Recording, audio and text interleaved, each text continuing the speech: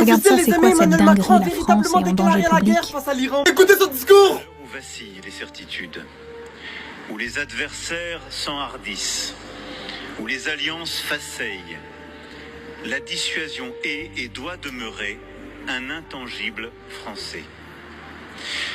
En tant que président de la République, élu au suffrage universel direct, j'en suis le garant. Et je suis venu ici vous redire avec la plus grande force l'attachement de la nation, mon attachement, à la poursuite de cette mission fondamentale. Notre dissuasion est robuste et efficace. Tous ceux qui auraient l'audace de vouloir s'en prendre à la France savent le prix insoutenable qu'il y aurait pour eux à payer.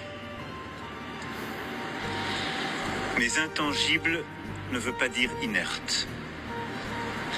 En février 2020, il y a 6 ans déjà, fidèle à la tradition républicaine, j'avais exposé les fondements de notre doctrine nucléaire et de sa place dans le monde. Depuis lors, les choses ont changé.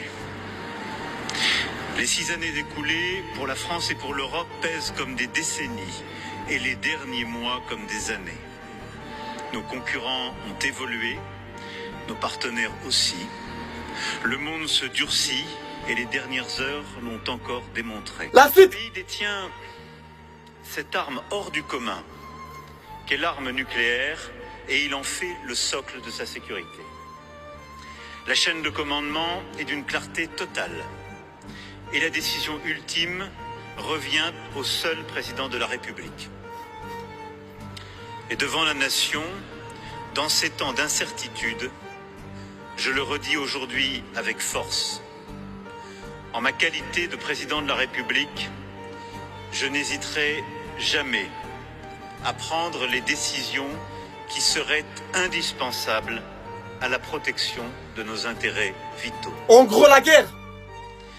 Si nous devions utiliser notre arsenal, aucun État, si puissant soit-il, ne pourrait s'y soustraire. Aucun, si vaste soit-il, ne s'en remettrait.